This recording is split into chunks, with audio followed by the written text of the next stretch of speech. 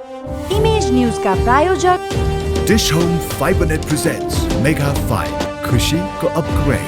म पनि आजै नेपाल टेलिकमको एन्टी फाइबर सेवा लिन्छु। नेपाल टेलिकम राष्ट्रको सञ्चार। द बेस्ट सौर्य सिमेन्ट रिद्धि सिद्धि सिमेन्ट गुणस्तरको नयाँ स्तर। 4000 यातायात व्यवसाय तथा 10,000 गाडीहरू जस्तै तपाईँ पनि ढुक्क हुनुहोस्।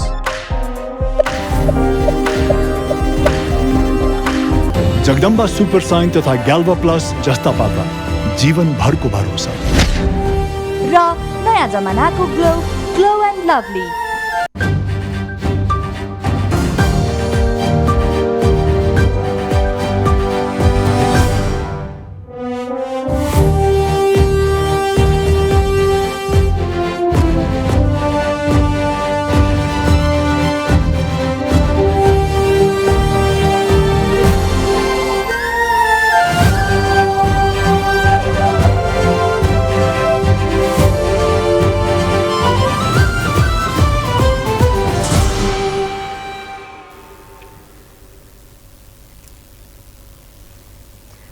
नमस्कार इमेज न्यूजमा स्वागत छ। सुरुमा हेडलाइन्स।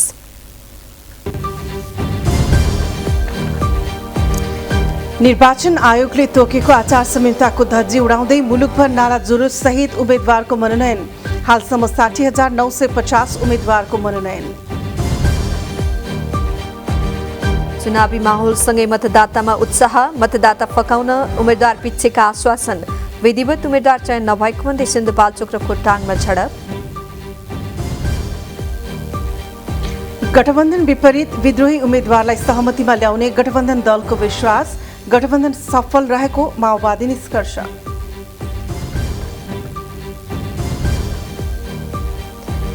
देशैभर निर्वाचन सामग्री पुर्याएको आयोगको भनाई। भोलिदेखि मतपत्र ढुवानी थालिने। 17 गते चुनाव चिन्ह बाँड्ने तयारी।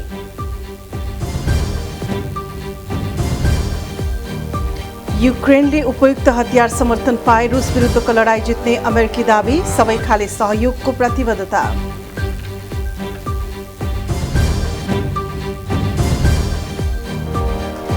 र आइपिएल टी20 क्रिकेटमा पन्जाब र चेन्नई भिड्दै। पन्जाब चौथो तथा चेन्नई तेस्रो जितको खोजीमा।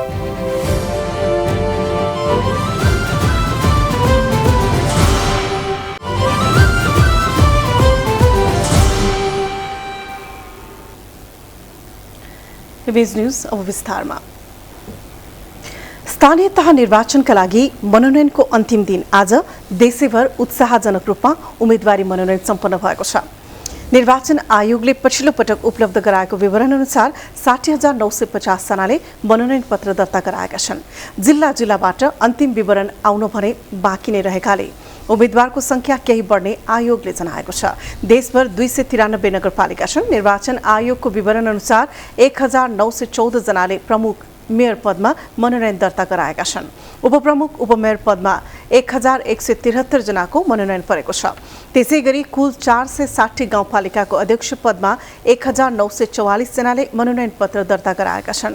देशभरका कुल 6743 वडाको वडाध्यक्ष पदमा 15,285 जनाले मनोनयन दर्ता गराएका छन्। 20,730 जनाले वडा सदस्यका लागि मनोनयन दर्ता गराएका छन्। 5 बजेसम्म मनोनयनका लागि लाइनमा बसेकाहरूले मनोनयन दर्ता गर्न सक्ने व्यवस्था मिलाइएकाले सबै उम्मेदवारको विवरण आउन केही समय लाग्ने आयोगले जनाएको छ। महानगरतर्फ काठमाडौँ महानगरपालिकामा नेकपा एमालेमा प्रमुख मेयरमा केशव स्थापित, उपप्रमुखमा सुनिता डङ्गोल, सत्ता गठबन्धनबाट नेपाली कांग्रेसबाट प्रमुखमा सृजना सिंह, उपप्रमुखमा राजेश्वर श्रेष्ठ र राप्रपाको तर्फबाट मदनदास श्रेष्ठले मेयरमा उम्मेदवारी दर्ता गराउनु भएको छ। ललितपुरमा मेयरका लागि 21 जनाको उम्मेदवारी परेको छ। उपप्रमुखमा 8 जनाको उम्मेदवारी परेको छ। नेकपा एमालेबाट मेयरमा हरिकृष्ण व्यञ्जनकार र उपमेयरमा मञ्जरी साक्य वज्राचार्यले उम्मेदवारी दर्ता गराउनु भएको छ। सत्ता गठबन्धनमा नेपाली कांग्रेसबाट प्रमुखमा चिरीबाबु महर्जन, उपप्रमुखमा माओवादी केन्द्रका बाबुराम वज्राचार्यले उम्मेदवारी दर्ता गराउनु भएको छ। चितवनको भरतपुरमा सत्ता गठबन्धनको तर्फबाट मेयरमा माओवादीकी रेणु दाहाल, उपप्रमुखमा नेपाली कांग्रेसबाट चित्रसेन अधिकारी, नेकपा एमालेबाट प्रमुखमा विजय सुवेदीको उम्मेदवारी परेको छ। पोखरा महानगरपालिकामा नेकपा एमालेबाट प्रमुखमा कृष्ण थापा, उपप्रमुखमा मञ्जुदेवी गुरुङले उम्मेदवारी दर्ता गराउनु भएको छ। सत्ता गठबन्धनबाट एकीकृत समाजवादीको तर्फबाट धनराज आचार्य, उपप्रमुखमा नेपाली कांग्रेसबाट कोपिला राणा बाटको उम्मेदवारी परेको छ। विराटनगर महानगरपालिकामा सत्ता गठबन्धनबाट मेयरमा नेपाली कांग्रेसका नागेश कोइराला, उपप्रमुखमा जनता समाजवादी पार्टीबाट अमरेन्द्र यादवको उम्मेदवारी परेको छ भने नेकपा एमालेबाट मेयरमा सागर थापा र उपमेयरमा शिल्पा कार्कीको उम्मेदवारी परेको छ। स्थानीय तहको निर्वाचनमा उम्मेदवारी दर्ता गराएका नेताहरूले आफ्नो जित सुनिश्चित रहेको दावी गर्दै जनताको सेवामा खट्ने प्रतिबद्धता जनाएका छन्। नेकपा एमालेबाट काठमाडौँ महानगरपालिकाको मेयरमा उम्मेदवारी दर्ता गरेपछि सञ्चारकर्मीलाई प्रतिक्रिया दिँदै एमाले उम्मेदवार केशव स्थापितले गठबन्धनभन्दा दोब्बर बढी मत ल्याएर चुनाव जित्ने दावी गर्नुभयो। उहाँले आफू प्रमाणित व्यक्ति भएकाले चुनाव जित्न नियमको प्रतीक्षा मात्रै गरेको बताउनुभयो। त्रिचन्द्र कलेजलाई पढ्न लायक बनाउनु आफ्नो पहिलो प्राथमिकता भएको स्थापितको भनाइ छ। मान्छेमा यो सभागृह कसले लिएको केशव स्थापितले। उद्यान तपाईँ ओभरहेड ब्रिजमा को हो? मै हो। बाटो चौडा गरे को हो? मै हो। सिंहदरबारमा चाहिँ त्यो अहिले देखेको भकैनाको रुख को हो? मै हो। ओभर यो ल्यान्ड पुलिङ भने को हो? जहाँ गयो केशव स्थापित भयो।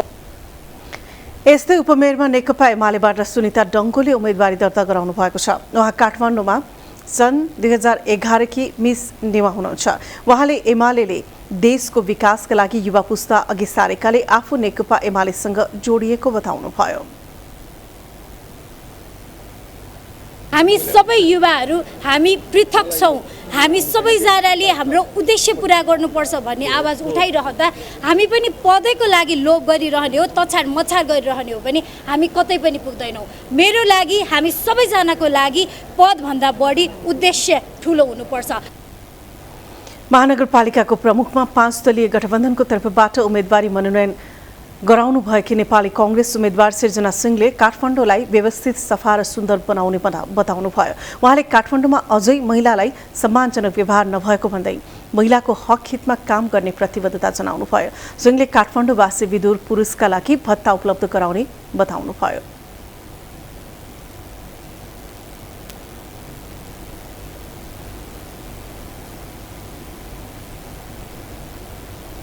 र म यहाँको हावा पानी माटो सबैसँग संस्कृति सम्पदा सभ्यतासँग म एकदम परिचित महिला हुँ। त्यसकारण मेरो मध्यनजर सधैँ काठमाडौँको उत्थानको लागि, काठमाडौँको विकासको लागि यो सहरलाई सुन्दर सफा सहर बनाउने, सुरक्षित सहर बनाउने र सबैकोलाई सुरक्षित भएको आवास दिलाउनलाई मेरो जहिले पनि मेरो ध्यान केन्द्रित हुँदैछ। त्यति मात्रै नभएर म महिला पनि भएको कारणले विशेष गरी मेरो महिलामा म केन्द्रित हुन्छु। राष्ट्रिय प्रजातन्त्र पार्टीको तर्फबाट काठमाडौँ महानगरपालिकाको मेयर पदमा उम्मेदवारी दिनुभएका वरिष्ठ कलाकार मदन दास श्रेष्ठले आफू विजयी भएमा अव्यवस्थित काठमाडौँ नगरलाई व्यवस्थित बनाउने, ज्येष्ठ नागरिकका लागि सबै ओडामा ज्येष्ठ नागरिक, बालबालिकालाई बाटिका र युवाको लागि रोजगार सृजना गर्ने बताउनुभयो।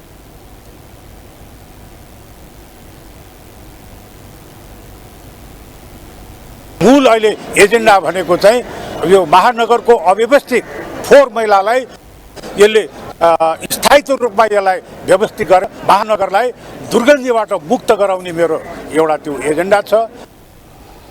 राष्ट्रिय प्रजातन्त्र पार्टीले काठमाडौँ महानगरपालिकाको उपमेयरमा भने विनिता मगैयालाई उम्मेदवार बनाएको छ। निर्वाचन आयोगले तोकेको अन्तिम दिनमा देशैभरिका प्रत्याशीले मनोनयन दर्ता गराएका छन्। मुलुकको राजधानी समेटिएको काठमाडौँ महानगरपालिकामा टिकट पाएका उम्मेदवारहरूले तोकिएको समयमा मनोनयन गरे। निर्वाचन आयोगले कार्यकर्ता बटुलेर नारा जुलुस सहित तामझामका साथ मनोनयनमा सहभागी नहुन सचेत गराए पनि दलहरूले अवज्ञा गरेका छन्। रिपोर्ट।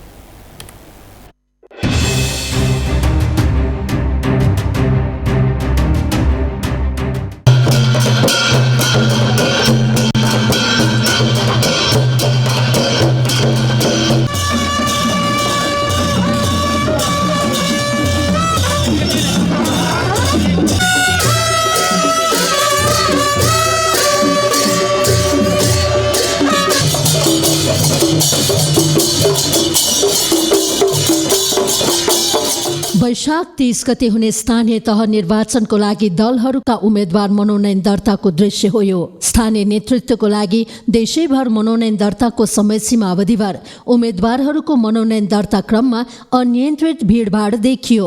चुनावका लागि पार्टीबाट टिकट पाएका विभिन्न दलका उम्मेद्वारलाई निर्वाचन आयोगले तोकेको समय अवधिभर मनोनयन दर्ता गर्नुपर्ने समय सीमा तोकेकै कारण विभिन्न दलका झण्डा बाजा गाजा सहित आएका थिए। आफ्ना दलको झण्डा अनि उम्मेद्वारको समर्थनमा उर्लिएको नाराले चुनावी माहौलको झल्को दिएको थियो। उम्मेद्वारहरूलाई निर्वाचन कार्यालयमा प्रवेश गर्दा भिड छिचोल्न हम्मे परेको थियो। यति मात्रै कहाँ हो र, समाचार संकलनका लागि पुगेका विभिन्न सञ्चारकर्मीहरूको घेरामा उम्मेद्वार पर्दा मनोनयन स्थलसम्म पुग्न उनीहरूलाई निकै कठिन भएको थियो।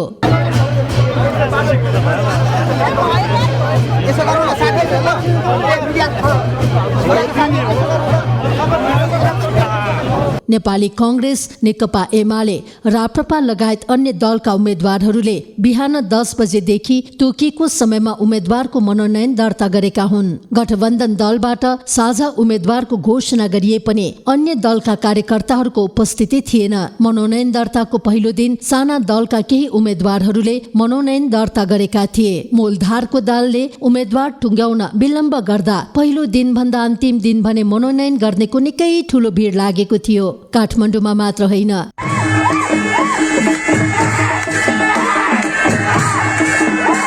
देशैभरिका उम्मेद्वारहरूले मनोनयनमा नाराबाजी, नाचगान खालका समान शैली अपनाएका थिए। इमेज न्यूजका लागि राजेन्द्र नापित र भरत केसीका साथमा ग्रीष्मा राज भण्डारी।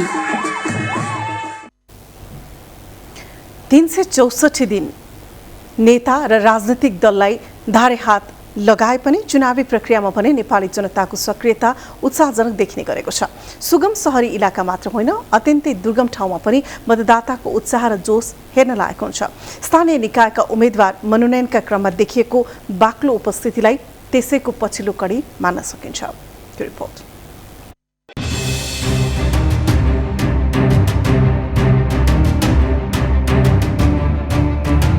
वैशाखको खपि नसक्नु चर्को घाम, तर कसैलाई परवाह छैन। आफ्नो उम्मेद्वारको समर्थन र नारा जुलुसमा घरलौरी मानिस जुटेका छन्। मानौ चुनाव भनेको असारे रोपाई भन्दा महत्त्वपूर्ण हो। कतै पञ्चेबाजाको करतल ध्वनि सुनिन्छ त कतै जिन्दाबादको नारा, कतै सांस्कृतिक पहिरन त कतै धामीको ढ्याङ्ग्रो बजाएर अनौठो उत्सव। दलका झण्डाको साम्राज्य उत्तिकै छ। अझ चुनावमा उम्मेद्वार हुन खोज्नेको प्रतिस्पर्धा थामिन सक्नु छ। निर्वाचन आयोगले उम्मेद्वारको मनोनयनका लागि 2 दिन तोके पनि अन्तिम अवस्थामा मात्र निर्णय गर्ने नेताहरूको चरित्र यो खेप पनि दोहोरियो।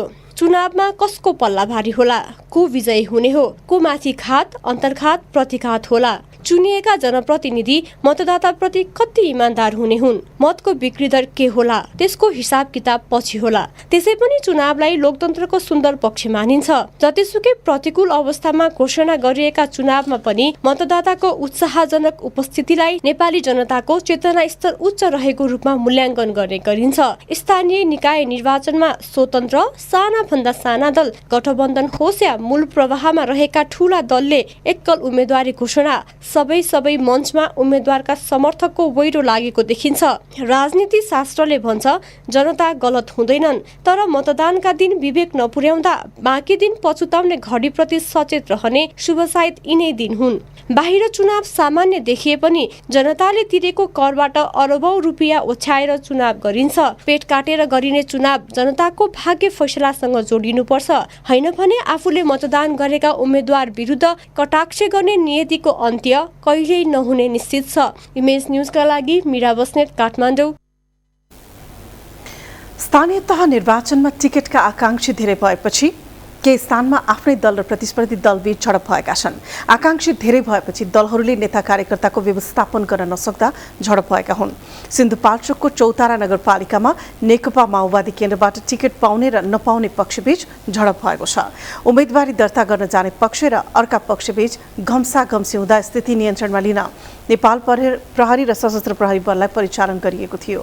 यस्तै खोटाङको दिक्तेल, रूपाकोट, मजुवागढी नगरपालिकामा मेयरको टिकट वितरणमा गलत निर्णय भएको भन्दै कांग्रेस कार्यकर्ता आन्दोलित भएका छन्। दिक्तेलका सबै ओडा, नगर र जिल्ला कमिटीले जिल्ला उपसभापति तीर्थराज भट्टराईलाई सिफारिस गरेको भए पनि महाधिवेशन प्रतिनिधि धर्मराज पोखरेललाई मेयरको टिकट दिएको भन्दै कार्यकर्ता आक्रोशित भएका हुन्। आक्रोशित कार्यकर्ताले दिक्तेल स्थित पार्टी कार्यालय तालाबन्दी गरेका छन्।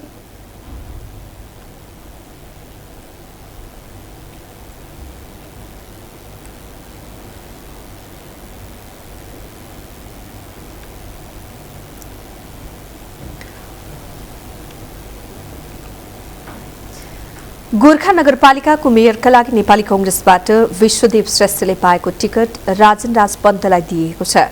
कांग्रेस पार्टीको गण्डकी प्रदेश समितिले गरेको निर्णयलाई उल्ट्याउँदै आज केन्द्रीय समितिले पन्तलाई टिकट दिने निर्णय गरेको हो। हिजो साँझ गण्डकी प्रदेश समितिले श्रेष्ठलाई मेयरको उम्मेद्वार बनाउने निर्णय गरेको थियो। प्रदेश समितिले मेयरको उम्मेद्वार श्रेष्ठ र उपमेयरको उम्मेद्वार मसली माया थोकरलाई बनाउने निर्णय गरेको थियो। तर उक्त निर्णयप्रति असन्तुष्टि जनाउँदै जिल्लाका केही कार्यकर्ताले आज बिहान 3 धारे स्थित पार्टी कार्यालयको मूल गेटमा ताला लगाउँदै नगर समिति कार्यालयमा धरना समेत दिएका थिए। यसअघि नेकपा एमाले पोखरा महानगरपालिकाको मेयरका आकांक्षी दीपक पौडेललाई दिएको उम्मेदवारी अन्तिम समयमा खोसेको थियो। पौडेलले सुन चोरी गरेको भिडियो सार्वजनिक सञ्जालमा सार्वजनिक भएसँगै उहाँको टिकट खोसिएको हो। पौडेलले आज पत्रकार सम्मेलन गरी आफूलाई विवादमा तान्न मात्र खोजिएको दावी गर्नुभएको छ। उहाँले भिडियो मार्फत आएको समाचारमा सत्यता नभएको समेत दावी गर्नुभयो। पौडेलले विवादमा आएको भन्दै कृष्ण थापालाई मेयरको टिकट दिएको थियो। थापाले आज उम्मेदवारी दर्ता गराइसक्नु भएको छ। ठाउँ ठाउँमा विद्रोह हुने संकेत पाएपछि सत्तारूढ गठबन्धनले 5 दलीय गठबन्धनको निर्णय अनुसार मनोनयन दर्ता गर्न निर्देशन दिएको छ। प्रधानमन्त्री निवास बालुवाटारमा बसेको गठबन्धनको बैठकले मनोनयन दर्ता गर्दा केन्द्रको निर्णय पालना गर्न निर्देशन दिएको थियो। बैठकले गठबन्धनको उम्मेद्वारलाई निर्वाचित गराउनका लागि आफ्नो दलको संयन्त्र मार्फत निर्देशन दिएको सञ्चार तथा सूचना प्रविधि मन्त्री ज्ञानेन्द्र बहादुर कार्कीले बताउनुभयो। र मर्मअनुसार अगाडि बढ्ने र काहीँ आन्तरिक केही असमझदारीहरू छन् भने तिनीहरूलाई समझदारीमा परिणत गर्ने र जनमतलाई ध्यानमा राखेर आफ्ना गतिविधिहरूलाई अगाडि बढाएर आज 5 दलको जुन निर्णय छ त्यही निर्णयअनुसार सबैलाई मनोनयन गर्नका निमित्त निर्देशन दिने कुरा भएको छ। मन्त्री कार्कीले गठबन्धनको निर्णय विपरीत उम्मेदवारी दर्ता गराउनेलाई पनि सहमतिमा ल्याउने बताउनु भएको छ। उहाँले उम्मेद्वार छनौटमा नेपाली कांग्रेसभित्र कुनै समस्या नभएको दावी समेत गर्नुभयो। नेकपा माओवादी केन्द्रका प्रवक्ता कृष्णबहादुर महराले गठबन्धन सफल भएको बताउनु भएको छ। माओवादी केन्द्रको नियमित पत्रकार भेटघाटमा प्रवक्ता महराले स्थानीय तह निर्वाचनका लागि मनोनयन दर्ताको दिनसम्म आइपुग्दा गठबन्धनले अपेक्षित सफलता हासिल गरेको दावी गर्नुभयो। गठबन्धन अझ अघि बढ्दै जाने भन्दै नमिलेको ठाउँमा मनोनयन फिर्ता गर्ने र चुनाव हुने अघिल्लो दिनसम्म पनि एकले अर्कालाई सहयोग गरेर जाने गरी सहमति हुने महराको जिकिर छ।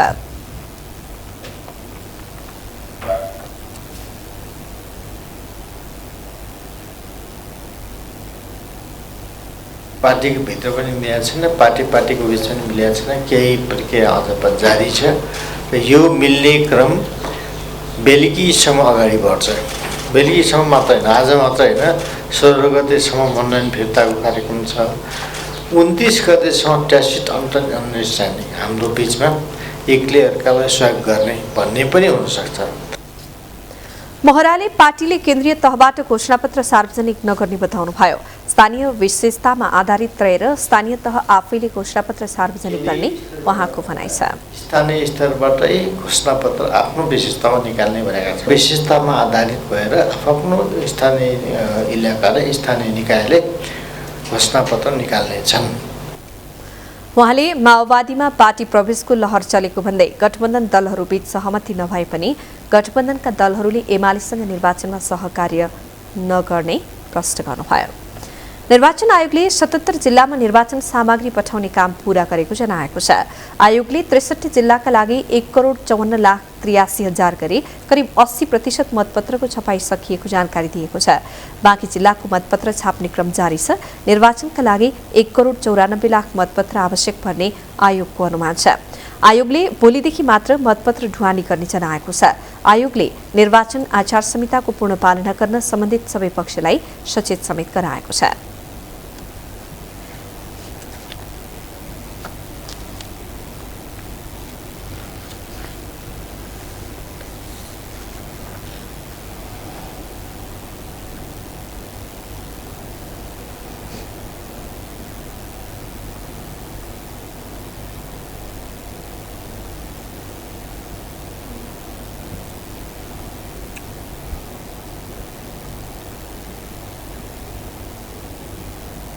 सरुवा पदस्थापन वा काजमा खटाइएका कर्मचारीलाई निर्वाचन सम्पन्न गराउने प्रयोजनका लागि तोकिएको ठाउँमा यही वैशाख 15 गतेभित्र अनिवार्य हाजिर हुने व्यवस्था मिलाउन पनि आयोगले सम्बन्धित पक्षलाई पुनः निर्देशन दिएको छ। आयोगले हालसम्म निर्वाचनको पर्यवेक्षणका लागि 68 वटा संस्थाहरूले अनुमति लिएको जनाएको छ। ती संस्थाका करिब 20,000 पर्यवेक्षकलाई आयोगको परिचय पत्र सहित मतदान केन्द्रहरूमा परिचालन गरिनेछ। निर्वाचन आयोगले आयोगका सहसचिव तुलसी बहादुर श्रेष्ठ र सहन्यायाधिवक्ता गुरु वाग्लेलाई निर्वाचन सूचना सम्प्रेषण अधिकारी तोकेको छ।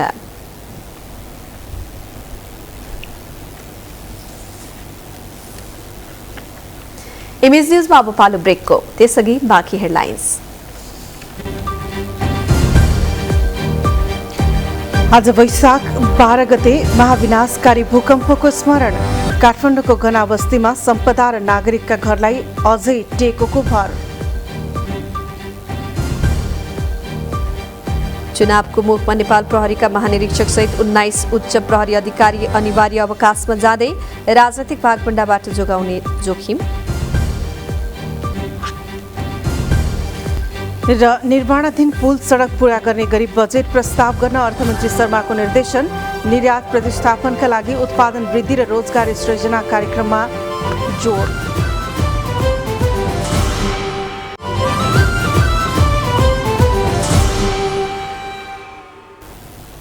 इमेज न्यूजमा पुनः स्वागत छ। आज वैशाख 12 गते 2072 साल वैशाख 12 गते गएको महाविनाशकारी भूकम्पले थुप्रै जनधनको क्षति गरेको थियो। भूकम्पले जीर्ण बनाएका कतिपय सांस्कृतिक सम्पदा अझै पुनर्निर्माण भएका छैनन्। काठमाडौँ शहरका भित्री बस्तीका घर अहिले पनि टेकोको अस्तित्वमा टिकेका छन्। यसले सुरक्षामा प्रश्न उठेको त छँदैछ, पैदल यात्रीको आवत जावतलाई पनि प्रभावित तुल्याएको छ। यो रिपोर्ट।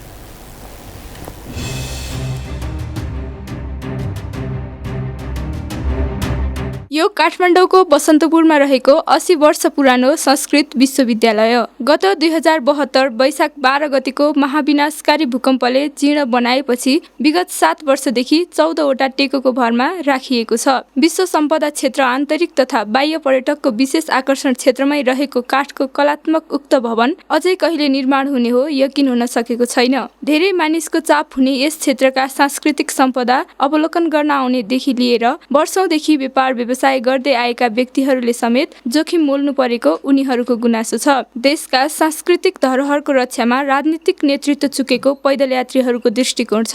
सबैले खतरा हुन्छ, यहाँ त स्थानीय वासीहरूले भने चाहिँ खतरा हुन्छ, चाँडै मर्मत गर भने चाहिँ अब खै गरेछन्। म त दरवाजा स्क्वायर क्षेत्रको यो हो, सबै अब यत्रो सबै बन्यो मठ मन्दिरहरू, यो पनि चाँडै बनोस् भन्ने चाहन्छु नि। यो देशमा हाम्रा नेताजीहरूले धेरै ठुला ठुला भाषण गर्नुहुन्छ, धेरै संस्कृतिको हाम्रो विरासतको देशको राष्ट्रियताको रक्षा गर्यौँ भन्छन्। एकजना नेताले त पटक पटक भन्नुहुन्छ मैले धराएर बनाएँ भन्नुहुन्छ होइन। तर मेरो यो मन्दिर कति वर्षदेखि यो टेको लाएर राखेको छ, तर यहाँ कसैको नजर जाँदैन। यहाँ जात वर्ग लिङ्ग धर्मको नाममा राजनीति गर्छ। मेरो पहिचानको पहिला रक्षा गर्नुपर्छ। अरू त प्रकृति बचाएपछि संस्कृति बचाएपछि म बाँच्छु भन्ने भावना हुनु पर्यो राजनेतासँग। विज्ञहरू बनाएका संरचनाहरू कमजोर हुँदा मानवीय एवं भौतिक क्षति हुँदो रहेछ भन्ने पाठ भूकम्पले सिकाएको बताउँछन्। यद्यपि धेरै आरोह अवरोह बीच पनि पुनर्निर्माणमा नेपालले संसार सामु नयाँ मोडलमा काम गरेको दाबी राष्ट्रिय पुनर्निर्माण प्राधिकरणका पूर्व कार्यकारी निर्देशक डाक्टर सुशील गेवालीको छ। धेरै अवरोहको बीचबाट चाहिँ गएर चाहिँ हामीले सम्पदाको अवस्थामा पुर्यायौँ। त्यो हिसाबले हेर्दाखेरि यो पुनर्निर्माण, नेपालको पुनर्निर्माण एउटा सक्सेसफुल मोडेलको रूपमा संसारका सामु र हामी भावी पुस्ताका सामु पनि हामीले चाहिँ प्रस्तुत गरेका छौँ। योभन्दा अझै धेरै गर्न सकिन्थ्यो भन्यो भने गर्न सकिन्थ्यो, त्यसका थुप्रै अरू चाहिँ ऊ पनि थिए, तर जुन सीमाभित्रबाट हामीले काम गर्नु पर्यो त्यसबाट हामीले सफल गर्यौँ। सांस्कृतिक सम्पदा मात्र होइन, नागरिकका घरको हालत पनि उस्तै छ। नागरिकले ज्यान हत्केलामा राखेर जीवन निर्वाह गर्नु परेको छ। स्थानीय निकायको चुनाव चहल पहल बढेर उम्मेदवार घर दैलोमा भोट माग्न गइरहेका बेला मतदाताले आफ्ना मुद्दालाई गहन रूपमा उठाउन आवश्यक छ। इमेज न्यूजका लागि क्यामेरामा राजेन्द्र नापितका साथमा मालती घोरासैनी, काठमाडौँ।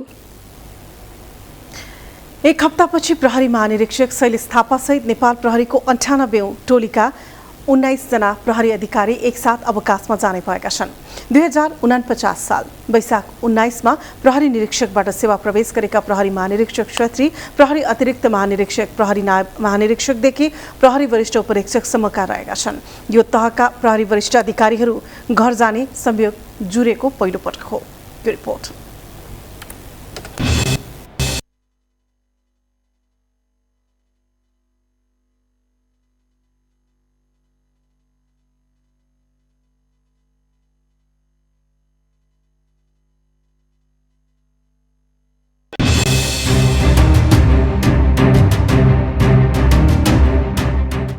लाखौं प्रहरी चुनावी तैनातमा खटिएको बेला त्यही संगठनका उच्च अधिकारीहरूले बिदावारी पाउने भएका छन्। यो अवकाशले एकातिर वर्षौंदेखि प्रहरी संगठनभित्र बढुवा हुन नसकेको जाम खुल्ने अपेक्षा छ भने अर्कातिर राजनीतिक भागवण्डाले प्रहरी संगठन थप थिलो हुने भए उत्तिकै छ।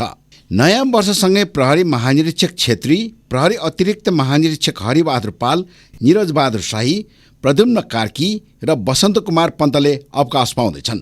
यसै गरी प्रहरी नायब महानिरीक्षक घनश्याम मर्याल, ईश्वरी बाबु कार्की, प्रकाश जङ कार्की, गणेश बहादुर अयर, पुरुषोत्तम कणेल, डाक्टर देवबहादुर बोहरा, राम कृपाल शाह, उमेश रञ्जितकार, प्रकाश अधिकारी, सौरभ राणा र राजेन्द्र प्रसाद चौधरी घर फर्किने लाइनमा हुनुहुन्छ। प्रहरी वरिष्ठ उपरीक्षक मध्ये प्रदीप कुमार श्रेष्ठ, वीरेन्द्र बस्याल र नवराज भट्टले समेत 30 वर्षे सेवा हदका कारण अनिवार्य अवकाश पाउँदै हुनुहुन्छ। स्थानीय निकायको चुनाव सकिए लगतै सरकारले यी पदमा बढुवाको चाँजो बाँझो मिलाउनेछ। त्यसबेला राम्रा छोडेर हाम्रा छाने प्रतिस्पर्धा चल्दा प्रहरी संगठनको मर्यादा फेरि धुलिसात हुने खतरा रहन्छ। त्यसो त प्रहरी संगठनमा राजनीतिकरणको बिउ रोपेको अब्जस खेपेका शेरबहादुर देउवा अहिले मुलुकको कार्यकारी प्रमुखमा हुनुहुन्छ। 3 दशक अघि बिग्रिएको छवि सुधार गर्ने हो भने प्रहरीलाई विधिको बाटोमा अघि बढाउनु वाञ्छनीय छ। इमेज न्यूजका लागि दीपक श्रेष्ठ, काठमाडौँ। विश्वको सर्वोच्च शिखर सगरमाथा सहित 4 हिमालको फोहोर संकलनका लागि नेपाली सेनाको नेतृत्वमा गएको टोलीले फोहोर संकलनको काम थालेको छ। सगरमाथा, लोत्से, कञ्चनजङ्घा र मनास्लु हिमालको सफाईका लागि नेपाली सेनाको नेतृत्वमा सफाई हिमाल अभियान 2022 को टोली आफ्नो आधार शिविरमा पुगेर काम सुरु गरेको हो।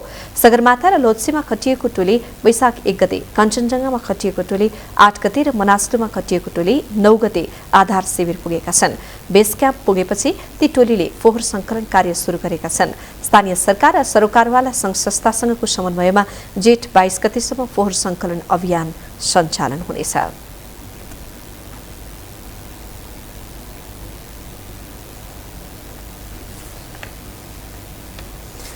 नेपालमा हरेक वर्ष 3000 बढीको मृगौला र 1000 जनाको कलेजो फेल हुने गरेको छ। नेपालमा एकमात्र मानवङ्ग प्रत्यारोपण केन्द्रको रूपमा रहेको शहीद धर्मभक्त राष्ट्रिय प्रत्यारोपण केन्द्रले हरेक वर्ष अङ्ग प्रत्यारोपणको काम गरिरहेको भए पनि उपचारको तुलनामा सेवा कम प्रभावी भएको बताइएको छ। केन्द्रले स्थापनाको 10 वर्षमा 840 जनाको मृगौला प्रत्यारोपण गरेको जनाएको छ।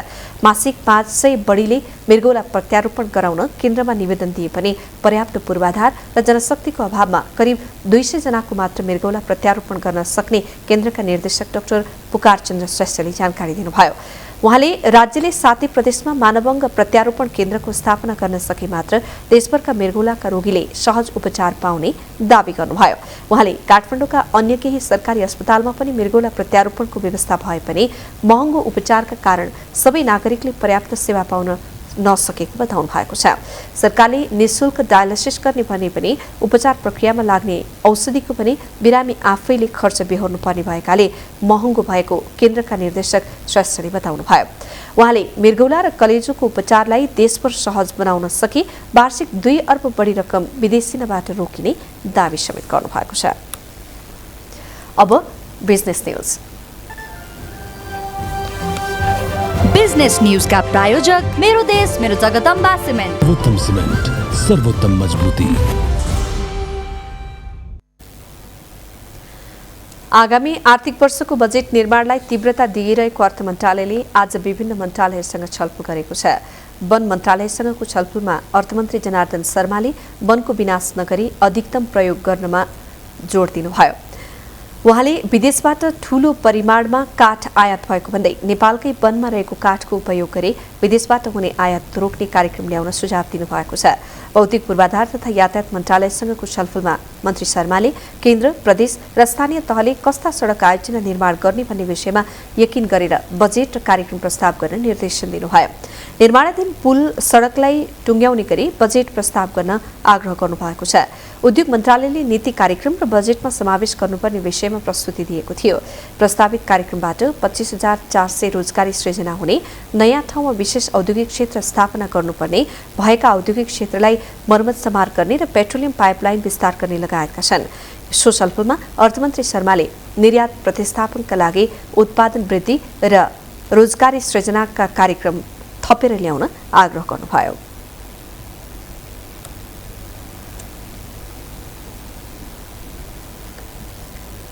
हिजो अप्रत्याशित छलाङ आएको शेयर बजार आज पुनः दोहोरो अङ्कले ओह्रालो लाग्यो।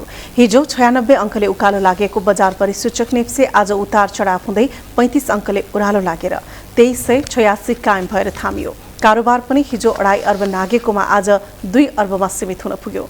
होटल, पर्यटन र सामूहिक लगानी कोष नगर्ने अङ्कले मात्र हरियो रहे बाहेक अरू सबै समूह ओह्रालो लागे। बिमा समूहमा 200 अङ्क हाराहारीको गिरावट आयो। अरू पनि अधिकांश समूह दोहोरो अङ्कले ओह्रालो लागे। यस दिन नेपाल स्टक एक्सचेन्जमा 239 कम्पनीको 50,47,000 किता शेयर 2 अर्ब 4 करोडमा किनबेच भएको एक्सचेन्जले जनाएको छ। हिजो 7% जसो कम्पनीको मूल्य बढेकोमा आज 163 कम्पनीको घट्यो भने 27 कम्पनी बढेको नेप्सेले जनाएको छ।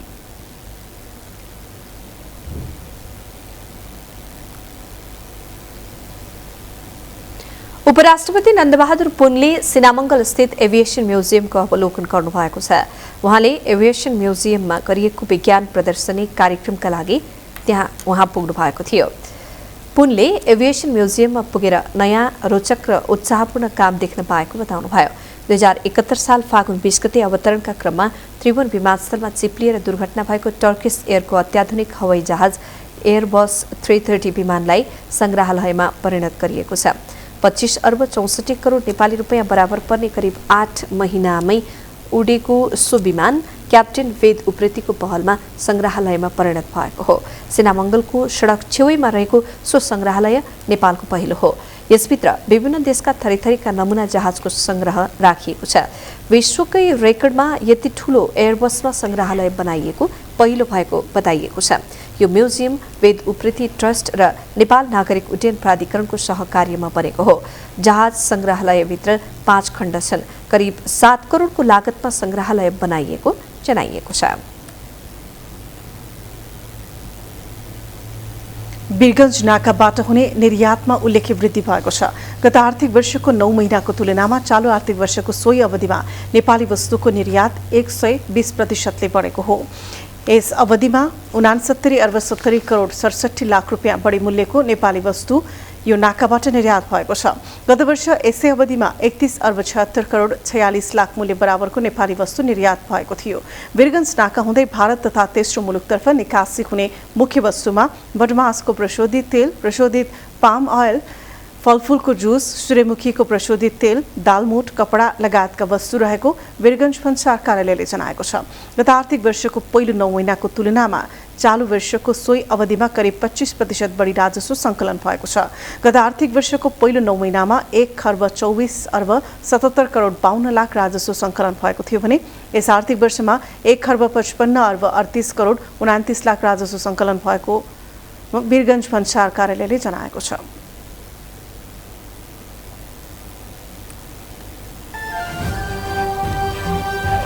बिजनेस न्यूज का प्रायोजक मेरो देश मेरो जगदम्बा सिमेन्ट। सर्वोत्तम सिमेन्ट, सर्वोत्तम मजबुती। इमेज न्यूजमा फेरि पालो ब्रेकको, त्यसअघि बाँकी हेडलाइन्स। चीनमा व्यापारिक केन्द्र साङ्घाईमा कोरोना संक्रमण तीव्र, एकै दिन 39 जनाको मृत्यु, दैनिक संक्रमण 22,000 माथि।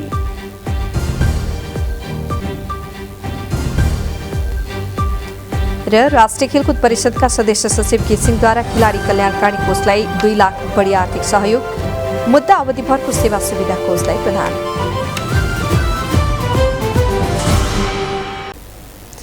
अब स्पोर्ट्स न्यूज।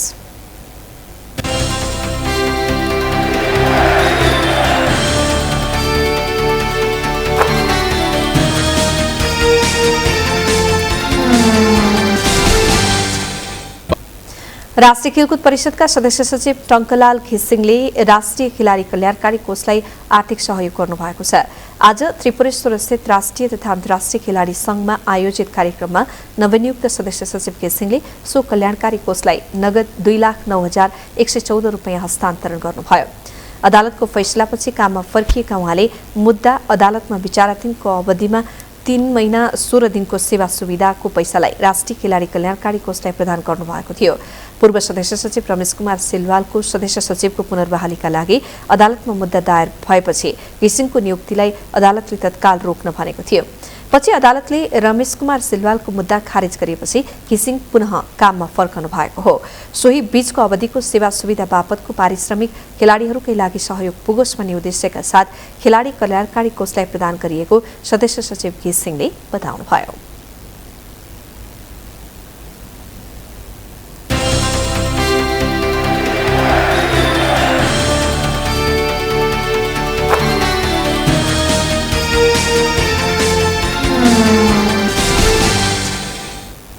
अब वेदर अपडेट।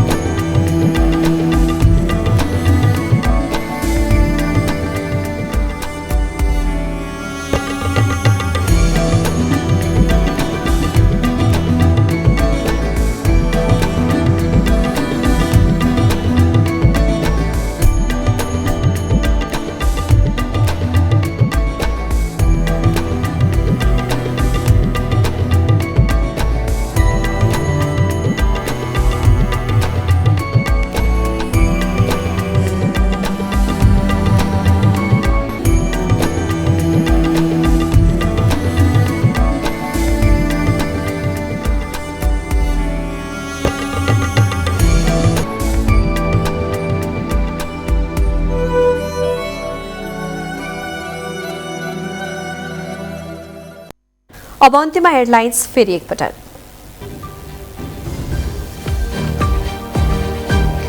निर्वाचन आयोगले तोकेको आचार संहिताको धज्जी उडाउँदै मुलुकभर नारा जुलुस सहित उम्मेद्वारको मनोनयन।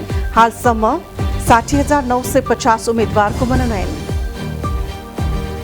चुनावी माहौलसँगै मतदातामा उत्साह, मतदाता फकाउन उम्मेद्वार पिच्छेका आश्वासन।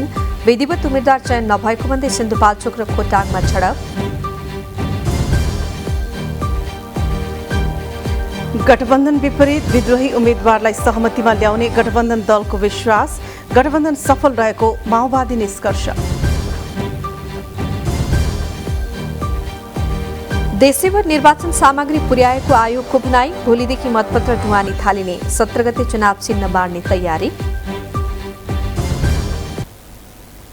हवस् त इमेज न्यूज अहिलेलाई सक्यो। इमेज न्यूज तपाईले हाम्रो वेबसाइट imagekhabar.com मा हेर्न सुन्न अनि पढ्न सक्नुहुनेछ। इमेज च्यानल हेर्दै रहनुहोला। नमस्कार।